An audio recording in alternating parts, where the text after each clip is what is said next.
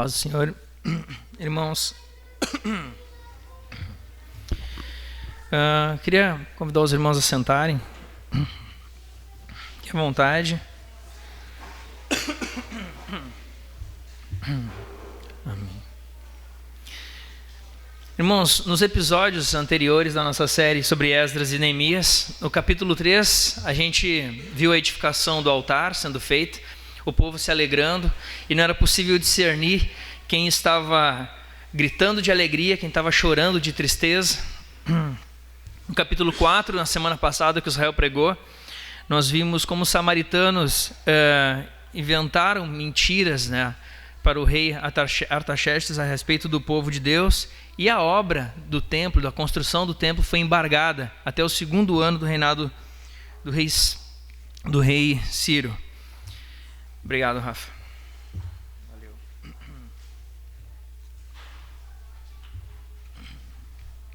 Então, irmãos, 17 anos depois disso, cá estamos nós para lermos a passagem de Esdras, capítulo 5 e capítulo 6. São 2 capítulos, mas eu selecionei alguns textos aqui.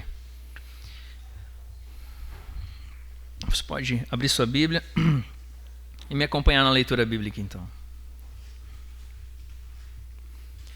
E Ageu, profeta, e Zacarias, filho de Ido, profeta, profetizaram aos judeus que estavam em Judá e em Jerusalém, em nome do Deus de Israel, lhe profetizaram. Então se levantaram Zorobabel, filho de Sealtiel, e Jesua, filho de Zosadac, e começaram a edificar a casa de Deus, que está em Jerusalém, e com eles os profetas de Deus que os ajudavam. Naquele tempo veio a eles Tatenai, governador daquém do rio, e Setar-Bozenai e seus companheiros, e disseram-lhe assim: quem vos deu ordem para edificar essa casa e restaurares esses muros? Então assim lhes dissemos: e quais são os nomes dos homens que construíram esse edifício? Porém os olhos de Deus estavam sobre os anciãos dos judeus, e não os impediram, até que o negócio veio a Dário. E então responderam por carta sobre isso. Cópia da carta de Tatenai, governador daquém do rio, com Setar-Bozenai e seus companheiros, os afarsaquitas que estavam aquém do rio, e enviaram ao rei Dário. Pule lá agora para o verso 11 e 13, um trecho da carta. E esta resposta nos deram, dizendo, aqui o povo de Deus falando: nós somos servos de Deus dos céus e da terra, reedificamos a casa que foi edificada muitos anos antes por um grande rei de Israel, que edificou e a aperfeiçoou. Mas depois que nossos pais provocaram a ira, o Deus dos céus, ele nos entregou nas mãos de Nabucodonosor, rei da Babilônia, o caldeu, o qual destruiu essa casa e transportou o seu povo para a Babilônia. Porém, no primeiro ano de Ciro, rei da Babilônia, o rei Ciro deu ordem para que esta casa de Deus se edificasse. Pule para o verso 17. Aqui tem Tatenai, esse governador, dando uma ideia ao rei. Agora, pois, se te parece bem, ó rei, busque lá na casa dos tesouros do rei, que está na Babilônia, se é verdade haver uma ordem do rei Ciro para edificar essa casa de Deus em Jerusalém. E sobre isso nos faça saber a sua vontade. Primeiro versículo do capítulo 6 de Esdras. Então o rei Dário deu ordem, e buscaram na chancelaria onde se metiam os tesouros em Babilônia. Verso 6 agora, do capítulo 6. Agora, pois, Tatenai, governador de além do rio, e Setar-Bozenai e seus companheiros, os afarsaquitas que estais de além do rio, apartai-vos dali. Após lei concluir, então, o rei diz para esse governador deixar o povo de Deus em paz. Verso 8. Também por mim se decreta que havereis de fazer aos anciãos dos judeus para que edifiquem a casa de Deus, a saber, de que, fazenda do rei e os tributos da além do rio, se pague prontamente as despesas a esses homens, para que não sejam impedidos. Verso 11. Também por mim se decreta que todo homem que mudar esse decreto, um madeiro se arrancará da sua casa, e levantado o pendurarão nele, e na sua casa, e da sua casa se fará por isso um monturo. O verso 14. E os anciãos dos judeus iam edificando e prosperando pela profecia do profeta Ageu e Zacarias, filho de Ido, e edificaram a casa e aperfeiçoaram conforme o mandato do rei de Israel e conforme o mandato de Ciro e de Dário e de Artaxerxes, rei da Pérsia. Por fim, os versos 20 e 22. Porque os sacerdotes e levitas se tinham purificado como se fossem um só homem, e todos estavam limpos, e mataram o cordeiro da Páscoa para todos os filhos do cativeiro, e para seus irmãos, os sacerdotes, e para si mesmos. Assim, comeram a Páscoa os filhos de Israel, que tinham voltado do cativeiro, e todos os que a eles se apartavam da imundícia das nações da terra, para buscarem o Senhor, Deus de Israel. E celebraram a festa dos pães asmos, os 7 dias com alegria, porque o Senhor os tinha alegrado e tinha mudado o coração do rei da Síria em favor deles, para lhes fortalecer as mãos na obra da casa de Deus, o Deus de Israel. Amém, irmãos? Palavra do Senhor. Irmãos, se nos desse um pedaço de terra, hipoteticamente, uma ilha de repente, e todos nós nos juntássemos aqui, e pudéssemos fazer daquele pedaço de terra uma nação, é bem provável que alguns de nós dissessem assim: poxa vida, quem sabe os advogados dissessem: a gente precisamos de leis. Outros talvez dissessem: não, nós precisamos de uma constituição. Quem sabe alguém fosse dizer: não, nós precisamos também de 3 poderes, né? Do legislativo, do judiciário e do executivo aqui nesse país. Mas o que nos chama a atenção na história do povo de Israel é que estavam preocupados com a edificação de um templo e preocupados com o restabelecimento do culto a Deus. Porque isso é identidade do povo de Israel, como o povo escolhido. É isso que eles são, o povo de Deus. Vejam que interessante, tem um relato de 1200 anos antes, fora da Bíblia, a primeira vez que foi escrito, que se tem notícia do nome de Israel. Um rei egípcio chamado Merneptah tem um registro de que venceu um povo que vivia como nômades no deserto e não tinha governo. O povo de Israel sempre teve consigo esse ideal de que o que define eles não é a terra, não é, por exemplo, o ouro. Tanto é que muitas vezes, quando a terra deles foi tomada, quando o povo foi subjugado, ainda assim o povo prevaleceu e continuou. Então, meus irmãos, eles estavam ali novamente na sua terra, rodeados por uma cultura diferente daquelas que era o povo deles, e o povo precisava então restabelecer a sua cultura como povo de Deus. E quando nós olhamos para esse texto, 17 anos depois de estar embargado, a gente vê que Ageu e Zacarias fizeram uma profecia para que o povo realmente retomasse as obras. A gente lê lá em Ageu 1, do 3 ao 6, caso alguém queira acompanhar, Ageu 1, 3 e 6, a profecia que foi dita para que o povo retomasse as obras. Reparem nisso. Por isso, a palavra do Senhor veio por meio do profeta Ageu, dizendo: acaso é tempo de vocês morarem em casas luxuosas, enquanto este templo permanece em ruínas? Portanto, assim diz o Senhor dos Exércitos: considerem o que tem acontecido com vocês. Vocês semeiam muito e colhem pouco. Comem, mas isso não chega a matar a fome. Bebem, mas isso não dá para ficarem satisfeitos. Põem roupas, mas ninguém se aquece. E o que recebe salário, recebe-o para colocá-lo em uma sacola furada. O que a gente vê aqui é que o povo de Deus, em função do embargo, estava muito mais preocupado com as suas próprias coisas do que com o templo de Deus, do que as coisas de Deus. A Bíblia nos dá relato de que o povo de repente estava ansioso para retomar as obras, mas pelo que a gente nota aqui de Ageu, a gente vê um sintoma que é bem do nosso tempo, assim, né? Estarmos muito mais preocupados com as nossas coisas do que com as coisas de Deus. E a pergunta que fica, meus irmãos, será que estamos preocupados muito mais então com as nossas coisas do que com a própria igreja do Senhor? Será que essa humilde estrutura do Jardim Botânico, uma congregação pertencente ao Partenon, é reflexo da nossa espiritualidade?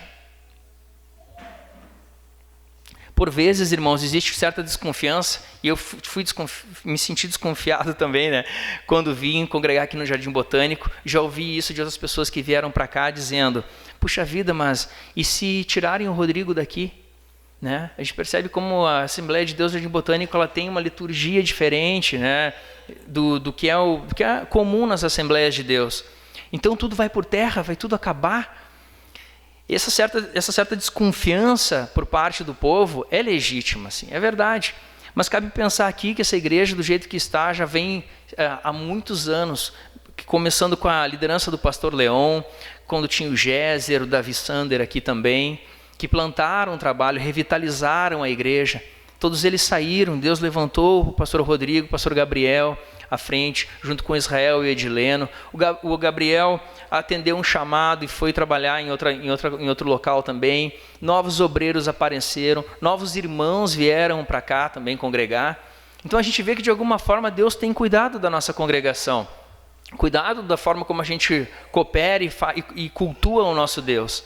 Então essa desconfiança, embora assim ela possa parecer legítima, cabe dizer aqui que por mais que viesse alguém com um pensamento totalmente contrário ao que a gente habitualmente faz aqui na nossa igreja, nós temos aqui obreiros que vão lutar pela igreja, pela verdade bíblica. Nós temos aqui vocês, irmãos, que vão lutar pela verdade bíblica.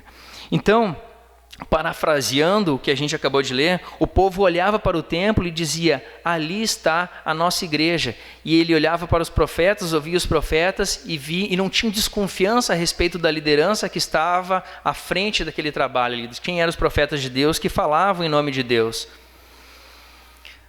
Outro ponto que chama muita atenção também, irmãos, é que a obra de Deus chamou a atenção de Tatenai, esse governador. Imagine parado há um certo tempo e começa a ter esse movimento. Então o governador Tatenai vai tirar satisfação sobre quem deu ordem para aquela construção ser retomada. Será que no que dependesse dos governos, realmente a igreja existiria? Será que no que dependesse dos governos, a igreja teria mantenimento para continuar da forma como a gente tem liberdade de cultuar? O Salmo 145:3 diz: não coloqueis nos poderosos a vossa confiança.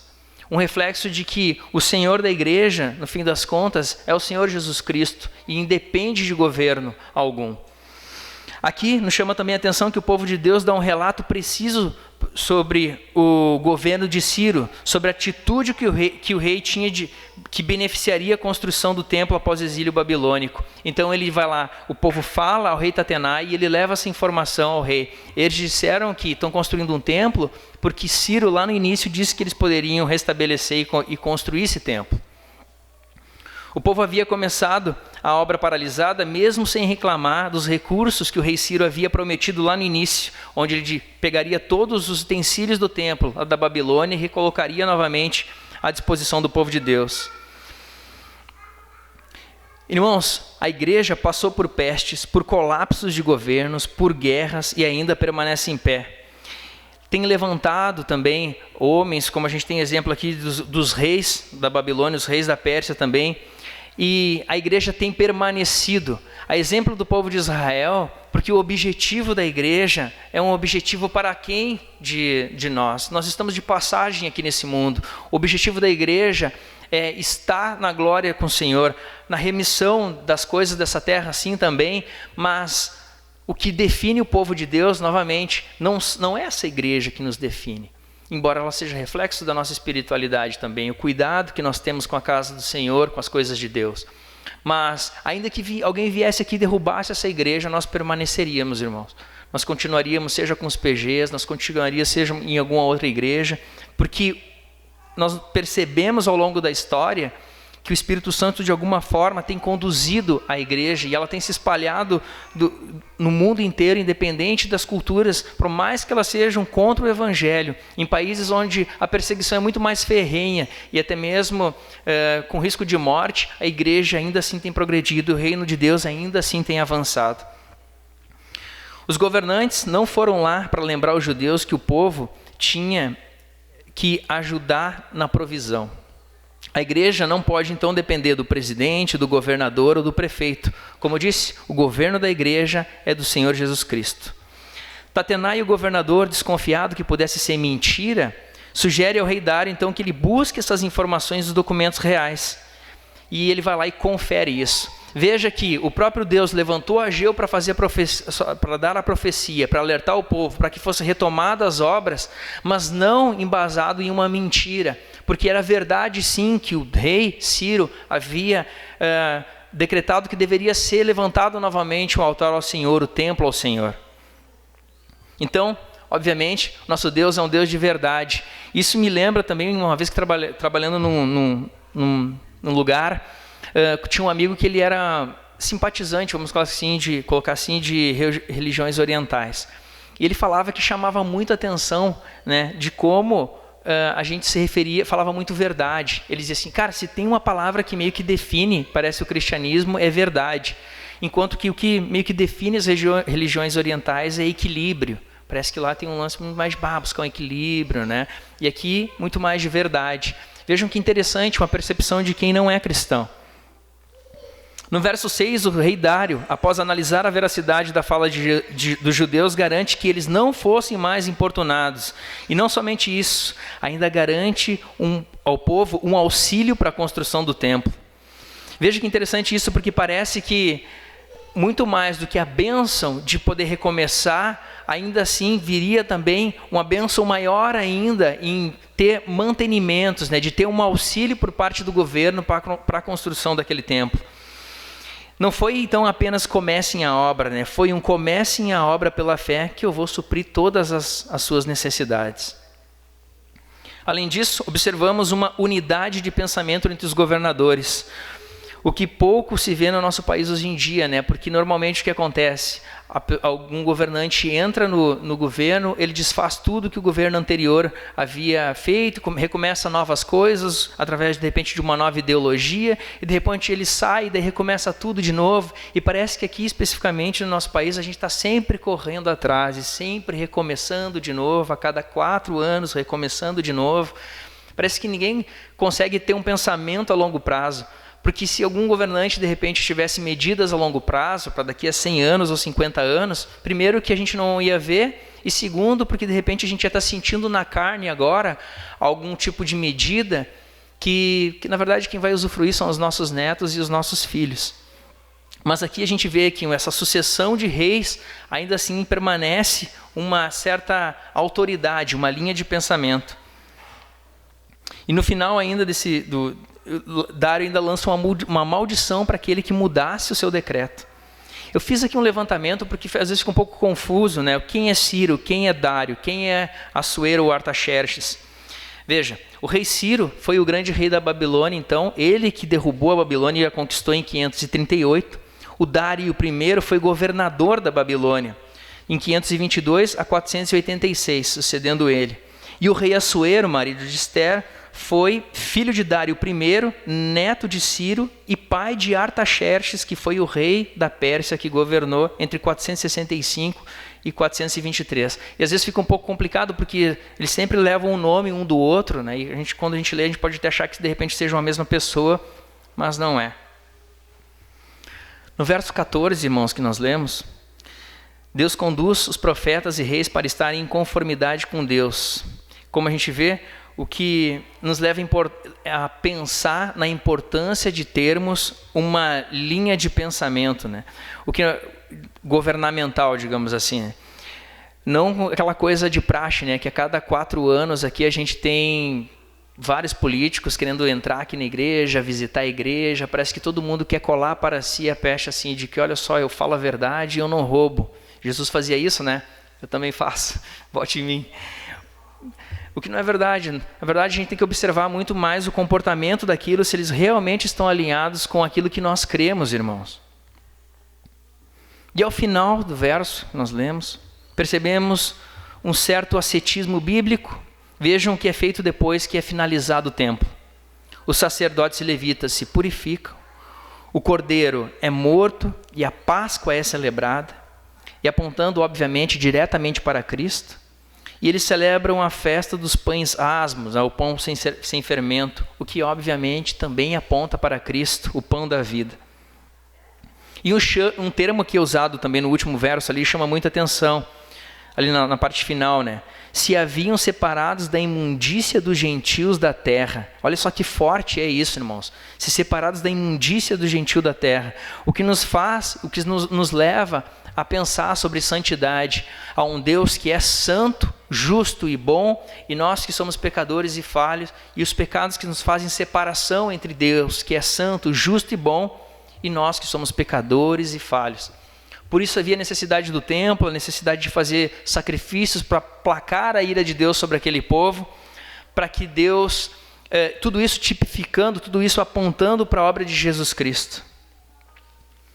Irmãos, texto exposto e explicado, eu quero poder complicar um pouquinho mais aqui com vocês. Esse templo ficou pronto e foi dedicado a Deus em 516 a.C., no 6º ano do reinado do rei Dário.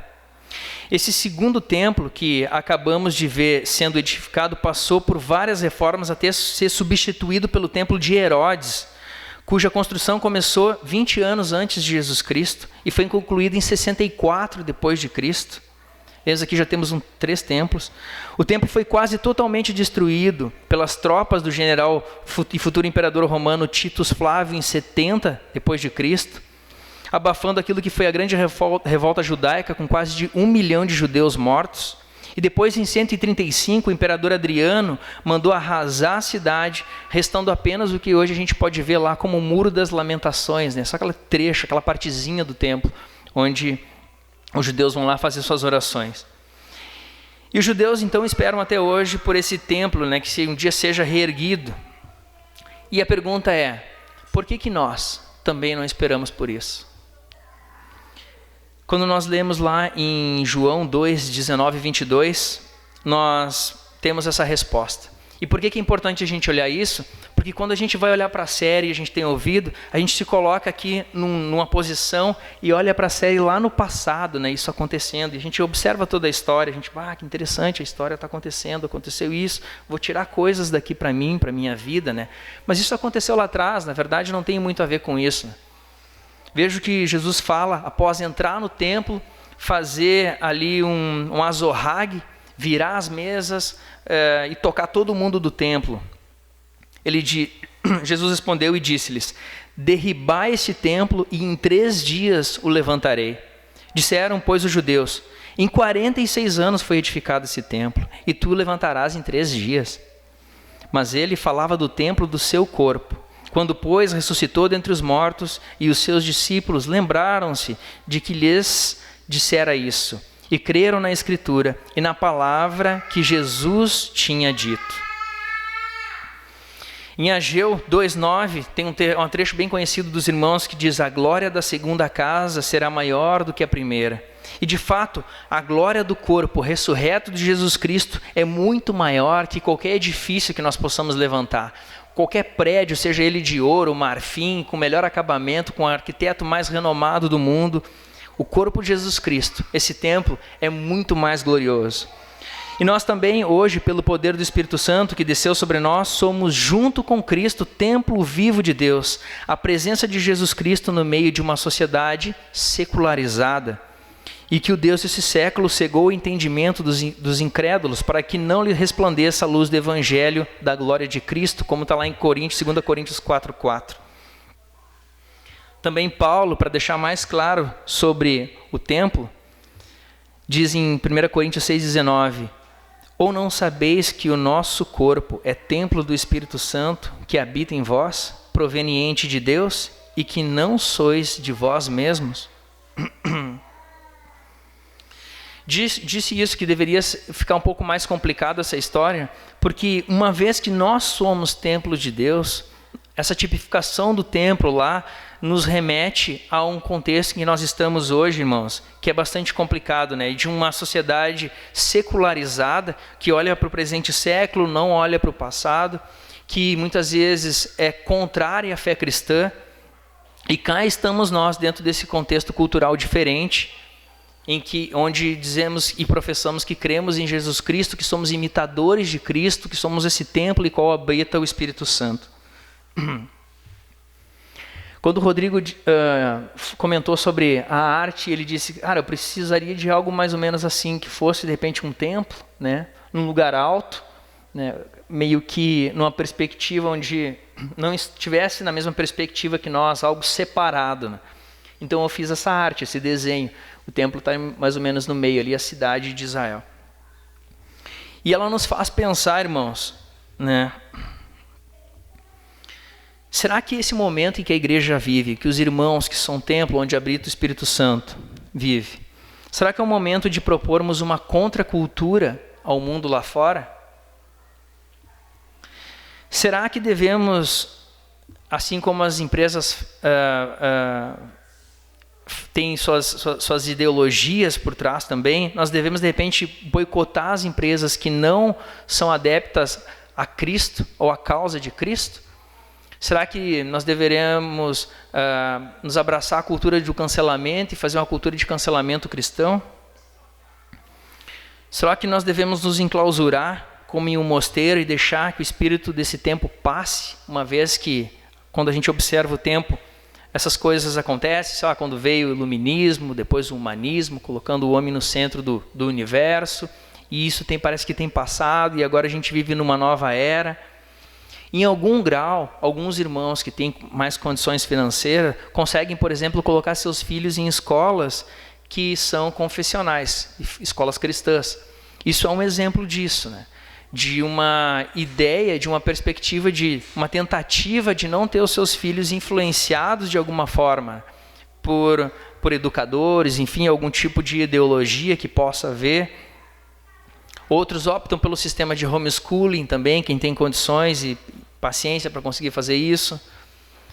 Então vejam que, de alguma forma, o que a gente está vendo em Esdras e Neemias não é uma história ocorrida há 500 anos antes de Jesus Cristo e apartada da nossa realidade. Estamos observando como o povo de Deus restabeleceu sua cultura, restabeleceu a sua nação. E daí, de alguma forma, nós tentarmos tirar algum tipo de lição para nossas vidas, né? Para que Deus, de alguma forma, através da sua palavra, fale conosco. A igreja encontra-se hoje separada das organizações sociais, e a religião cristã nos foi convencida de que é uma questão de foro íntimo, assunto privado. É bem típico desse mundo, que é individualista e avesso à comunidade. E quando falo em comunidade, mais adiante a gente vai desenvolver um pouquinho melhor sobre isso, como de repente uma resposta a esse mundo. Mas ninguém pergunta, ninguém chama pastores para perguntar, ou irmãos para perguntar, ou um teólogo para perguntar a respeito do que está acontecendo na guerra da Ucrânia. O mundo não quer saber o que a igreja tem para dizer sobre as coisas que estão acontecendo no mundo e são pautas. O processo de secularização das sociedades ocidentais se deu pela possibilidade que os indivíduos têm de transitar nas mais diversas esferas da própria cultura sem jamais se encontrar com Deus. Ou seja, ninguém vai numa faculdade e diz, eu vou lá na faculdade me encontrar com Deus. Eu vou lá no meu trabalho para me encontrar com Deus. Eu vou rever meus parentes, vou lá me encontrar com Deus. Vou tirar uma tarde de lazer nesse domingo bonito que vai fazer hoje de sol. Mas eu não vou fazer isso para me encontrar com Deus.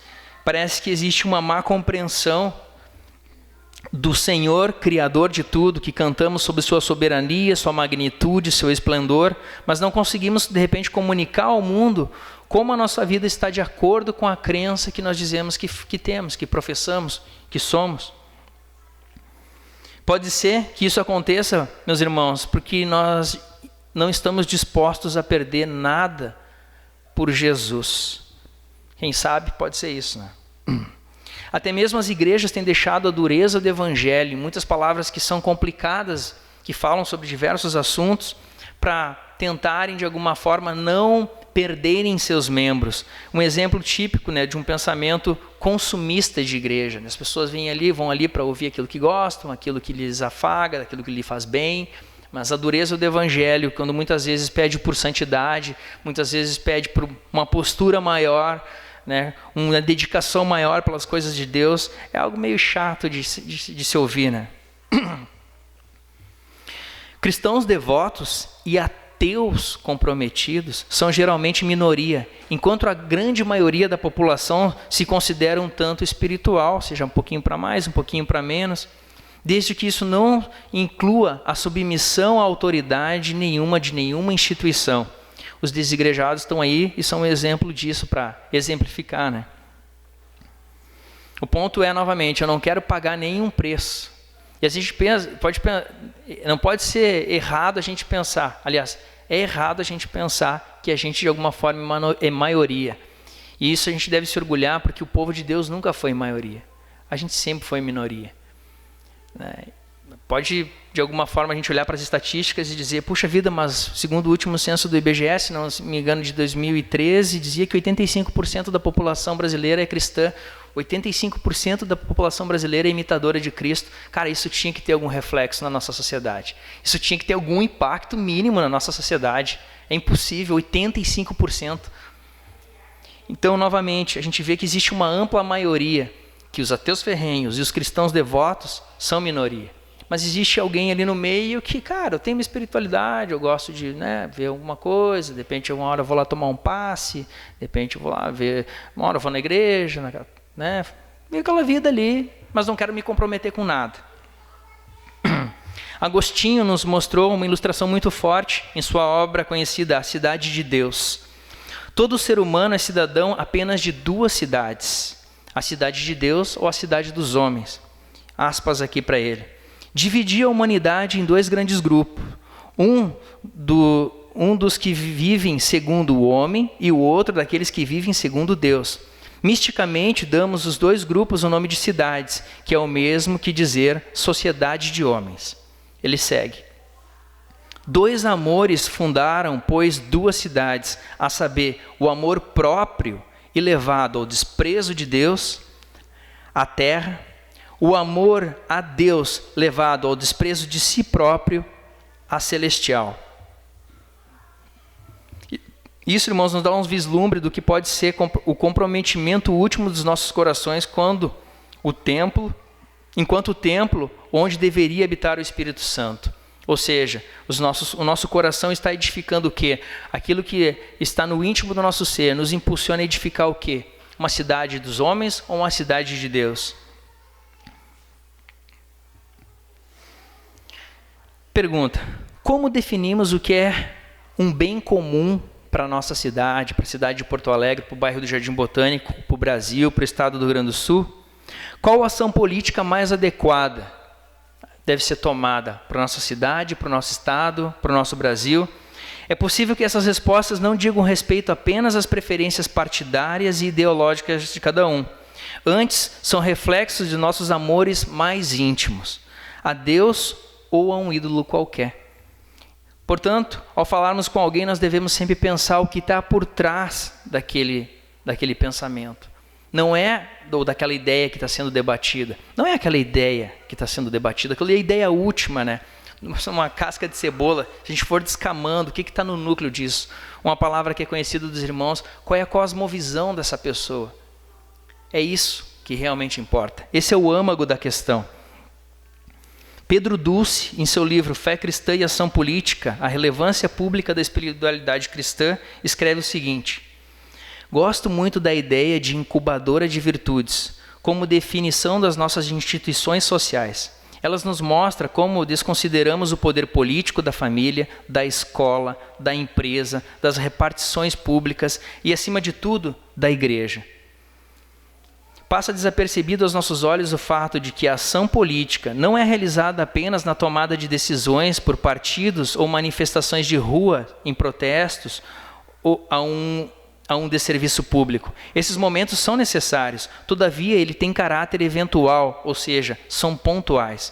O que realmente constitui nossa ideia e bem coletivo de comunidade a que pertencermos é de finalidade última a teologia, em direção à qual caminhamos são os hábitos formativos de todos os dias. A compreensão de que meu conceito de militância eclesiocêntrica, igreja no centro, passa necessariamente pela compreensão da centralidade que essas incubadoras de virtudes têm. Vou tentar deixar a ideia clara. O recrutador vai lá e chama alguém para trabalhar numa startup. O que normalmente a gente vê? O cara lá de bermuda, um comportamento mais despojado, de repente, aquele cabelo bagunçado. Ao passo que quando tu entra, de repente, num escritório de advocacia ou num tribunal de justiça, tu tem pessoas que estão ali mais bem vestidas, passando para nós um ar de credibilidade. Num hospital também, tu tem toda uma rotina de hospital ali, as pessoas vestidas de branco, mostrando o ascetismo dela, né? Enfim, cada local tem sua rotina, tem sua liturgia, e isso de alguma forma molda também os nossos dias. Tanto é que, meus irmãos, quando a gente troca de trabalho, tem aquela dificuldade toda de a gente se habituar, né? Ter a imersão ali novamente na empresa, né? Entender como é que funciona a empresa, a rotina da empresa, quem é que eu tenho que ouvir, quem é que eu tenho que, de repente, que tem que me ouvir, a quem que eu tenho que acatar, a quem que eu tenho que demandar. Existe todo um sistema e uma rotina que de segunda a sexta ou a sábado moldam de alguma forma também a nossa vida. E a nossa liturgia aqui no Jardim Botânico precisa também ser deleitosa. Precisamos vir aqui louvar a Deus e ordenar os nossos pensamentos para o Evangelho de Jesus Cristo. É o que a gente observa aqui nas músicas, nas orações que a gente faz. Nossa liturgia precisa direcionar nossa atenção às realidades que o Evangelho declara e fazer dessas realidades uma questão de pensamento. Resposta ao chamado de Deus, arrependimento, louvor e adoração, salmo responsivo, exposição da palavra, ofertas, declaração comunitária da nossa fé e envio ao mundo. É a forma como nós coletivamente nos relacionamos com Deus. E repetimos isso domingo após domingo, sábados, enfim, para que isso de alguma forma molde a nossa relação com Deus. E não façamos de qualquer forma, de qualquer jeito. Eu gosto muito de dar esse exemplo, né? Uma igreja com liturgia fechada, né, a gente repara que, de alguma forma, ela colhe alguns frutos. Por exemplo, a gente vê isso na música gospel, né? A ampla, mas muito ampla maioria de músicos são de igrejas carismáticas, pentecostais. Muito disso se dá porque cada igreja, normalmente, com a liturgia muito mais aberta, ela funciona como um ponto, né, onde eu posso ir lá e cantar, posso ir lá e fazer o show, a apresentação, enfim. O itinerário dos músicos normalmente são em igrejas. Alguns deles, que mais estourados, assim, têm condições de fazer um Pepsi on Stage, de repente, né, um Araújo Viana, mas na sua ampla maioria, o púlpito e a igreja acabam virando esses locais onde eles vão lá fazer suas apresentações. Você vê que em igrejas normalmente que tem uma liturgia muito mais fechada, isso também pode acontecer, mas é um evento, é algo à parte. Porque o ambiente de culto não é um ambiente para apresentação, para show. Então isso é só um exemplo assim, de como a liturgia, de alguma forma, ela molda a cultura da igreja, a cultura do reino de Deus. É óbvio que, por mais que a gente não tenha, em igrejas com liturgia mais marcada, a gente acaba tendo alguns ganhos, né? Por exemplo, como a nossa, a gente tem um ornamento maior na nossa igreja, um cuidado um pouco mais com a estética, enfim. Vamos voltar então ao início do nosso sermão, quando Deus chama novamente o povo para retomar as obras que estavam paradas, e o povo estava mais preocupado com as suas próprias coisas do que o bem comum, que era o templo para toda a nação. E a reflexão, meus irmãos, que eu desejo que fique aqui para nós: todos queremos pertencer a algo maior que nós. E a gente vê isso muito hoje, né? Com acesso à tecnologia, as empresas fazem produtos com muita qualidade.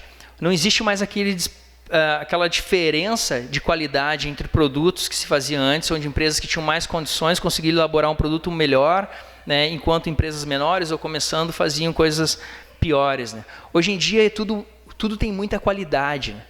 E a gente percebe que o que tem acontecido é que cada vez mais as empresas têm abraçado pautas, abraçado algum tipo de ideologia para conseguir fazer com que isso seja um fator motivacional para que a pessoa compre. Eu vou lá comprar o meu desodorante, eu vou comprar um desodorante que está de acordo com aquilo que eu acredito, ou vou comprar um desodorante porque ele é bom, cheiroso, enfim. De repente eu até pago mais, mas eu acredito na pauta, eu acredito naquilo que aquela empresa está me vendendo como uma ideia, né? De repente financeiramente até mesmo financiando. Isso, meus irmãos, é muitas vezes fator para a compra de determinado produto, em detrimento de outro produto, só por causa de ideologia X, Y ou Z. Não vou falar aqui, mas acho interessante deixar dito aqui, talvez os irmãos possam pesquisar sobre pink money, que é um termo usado ao dinheiro que usado pelo movimento LGBT, vamos colocar assim. É um dinheiro gay, conhecido por isso. Acho que vale pesquisa dos irmãos sobre esse termo e como ele se dá, né? Como as empresas olham para o pink money e isso de alguma forma molda os seus produtos, a sua comunicação. A nossa vida contemporânea desfavorece qualquer enraizamento com os laços comunitários entre as pessoas. E isso, né, cada vez mais tem se desgastado. Hoje é muito comum encontrar quem não conheça os seus vizinhos e quem também nem queira conhecer os seus vizinhos. E fazer parte de uma comunidade, meus irmãos, é compartilhar uma vida, compartilhar vida, ter vida em comum. E isso, sem dúvidas, impõe algumas demandas que vão, de alguma forma, limitar a nossa liberdade individual. Eu creio, meus irmãos, que aqui no Jardim Botânico a gente deva continuar fazendo isso, né? Ter relacionamentos intencionais. Muitas vezes a gente tem uma visão romantizada das amizades, né? Dos relacionamentos. A gente pensa, eu gosto daquela pessoa, se um dia a gente se deu bem. A gente se deu bem por algum motivo, vi que, sei lá, ela gosta de X, eu gosto de X também, então a gente se deu bem. Sabe aquela coisa, né, meio boba? A gente tem que ser proposital nos nossos relacionamentos. Meu irmão, tu congrega aqui comigo, eu quero me relacionar contigo, eu quero te conhecer. Eu quero tirar um tempo para poder ir na tua casa, eu quero poder arrumar minha casa para te receber. Eu quero poder me relacionar contigo, eu quero uma igreja relacional. E essa, meus irmãos, é a proposta final aqui que eu quero trazer para os irmãos. Nós precisamos de alguma forma mostrar ao mundo que existe uma causa maior, muito maior, uma causa para além de nós. E que qualquer ideologia, qualquer coisa desse presente tempo, seja vendido por quem for, né, por empresas, ou seja lá por quem for, não se compara a Jesus Cristo, a glória do nosso Senhor e Deus, a uma vida para quem dessa, pois é Ele que nos dá propósito, sentido e valor na vida. Nosso propósito, sentido e valor da vida não estão em coisas que a gente pode trabalhar, parcelar, comprar, ter, em templos feitos por mãos humanas. O nosso propósito é muito maior. O grande desafio que a gente tem é como a gente comunica isso para o mundo. A sugestão que o mundo possa ver comunidades, irmãos. E não comunidades, sei lá, como tinha no Orkut, ou comunidades no Facebook, onde as pessoas não se relacionam. Mas uma comunidade mesmo. Que as pessoas possam ver, poxa vida, cara, eu quero pertencer a isso, eu quero fazer parte disso também. Eu quero fazer parte desse lugar onde as pessoas se amam, onde as pessoas se conhecem, onde elas cuidam umas das outras. Eu quero fazer parte porque isso hoje, em pleno século XXI, em países que são pós-cristãos, irmãos, onde o cristianismo já foi relegado a qualquer outra coisa, isso pode ser relevante. A gente tem necessidade de relacionamento, sim, é verdade, todos nós temos, né? Mas a gente bem sabe que nossa igreja não é um clube, ninguém precisa pagar nada para estar aqui e ninguém vem aqui para consumir nada, né? A gente vem aqui para responder aquilo que o Senhor fez por nós e essa é a razão do nosso culto. Então, meus irmãos, nós como templo de Deus, postos dentro de um contexto secularizado, em que o mundo odeia a cruz de Cristo, a questão ou a sugestão que faço aqui para os irmãos é que possamos ter relacionamentos mais e mais fortes, laços mais fortes de relacionamentos, independente de termos afinidades ou não. Somos irmãos e talvez, de alguma forma, isso também possa conversar com o mundo lá fora, mostrar-nos que nós temos não somos nós por nós mesmos, né, individualmente, né, mas existe todo um corpo por trás, pessoas por trás de nós. Não pela obviedade das nossas famílias, né, porque isso é óbvio que nós temos que nos relacionar e nos darmos bem. Mas para além disso, aqui como igreja, como família da fé. Amém, irmãos? Quero convidar os irmãos então a se colocar de pé. Vamos orar. Está encerrando. Curve sua cabeça e ore ao Senhor. Senhor nosso Deus, nós chegamos na Tua presença, Senhor, te dando graça, Senhor, por tudo, Senhor. Pela Tua palavra, Senhor. Pelo templo que foi edificado, Senhor. E pelo templo que Tu edificou, Senhor, em nós. Sim, nós, Senhor, habitação do Teu Espírito Santo, Senhor. Teu povo, Senhor, comprado por Ti, Senhor, enxertados na videira, Senhor. Sim, Deus, o Teu povo, Senhor, o qual Tu reuniu e está aqui nessa manhã, Senhor. Nós Te damos graças, Senhor, porque podemos olhar para o passado e ver que passamos por pestes, por guerras, Senhor, por problemas inúmeros, Senhor, e a Tua igreja prevaleceu, Senhor, Teu reino expandiu, Senhor. Sim, Deus, nós Te damos graça. Mas por algum motivo, Senhor, misterioso, Senhor, Tu nos colocaste nesse presente século, Senhor. Sim, Deus, nesse ano, Senhor, nesse dia aqui, Senhor. Ó Deus, existe algum motivo, Senhor, algum propósito nisso, Senhor. Tu nos tens, Senhor, mostrado nossas vocações, Senhor, para que possamos exercitar o nosso trabalho com excelência, Senhor. Para Te glorificarmos em tudo que fizermos, Senhor. Para aprendermos mais de Ti, Senhor. Da ciência, Senhor, que a cada dia revela um pouco mais da Tua glória, Senhor, e quão grandioso Tu és, Senhor. Sim, das faculdades, Senhor, que queremos, Senhor, aprender mais e mais, Senhor, para Te glorificar, Senhor. Das nossas famílias, Senhor, usufruir desse mundo qual Tu mesmo criaste, Senhor. Em tudo, Senhor, nós vemos a Tua glória, Senhor, porque a terra se encheu da Tua glória quando o Teu próprio Filho esteve aqui no meio de nós, Deus. Ó Deus, ajuda-nos, Deus, a sermos, Senhor, um templo, Senhor, fiel a Ti, que preste um culto verdadeiro a Ti, Senhor. Sim, Deus, ajuda-nos, Deus, diante de um mundo, Senhor, que muitas vezes, Senhor, nos impele, Senhor, a termos vergonha, Senhor, de falar de Ti, Senhor. Nos impele, Senhor, a nos calarmos, Senhor. Ó Deus, não nos deixa cair, Senhor, na acomodação, Senhor. Não nos deixa, Senhor, usarmos como bengala, Senhor, que devemos apenas ter um testemunho, Senhor. Mas proporciona para nós, Senhor, momentos, Senhor, em que possamos falar da Tua cruz, Senhor. Sim, Senhor, porque a fé vem pelo ouvir da palavra de Deus, Senhor. E que quando falarmos, Senhor, o nosso testemunho, Senhor, seja condizente com aquilo que falamos, com aquilo que pregamos, Senhor. Proporciona a nós, Senhor. Sim, Deus, nós olhamos, Senhor, para alguns irmãos, Senhor, nós não buscamos por teólogos, Senhor, nós não buscamos, Senhor, por doutores, Senhor, e conhecedores da Tua palavra, Senhor. Mas Tu sabes, Deus, a Tua palavra diz que busca quem Te adora em espírito e verdade, um coração, Senhor, inclinado a Ti, Senhor, que Te teme, que Te ama, Senhor. Ó Deus, ajuda-nos, Deus, a ter um coração, Senhor, onde Teu Espírito Santo queime, Senhor, onde arda, Senhor, o desejo, Senhor, de Te louvar, Senhor, de Te exaltar, Senhor, de glorificar o Teu nome, Senhor, porque nós sabemos, Senhor, que nossa esperança não se limita apenas a essa vida, Senhor. Sim, porque se fosse isso, seríamos os mais miseráveis dos homens, Senhor.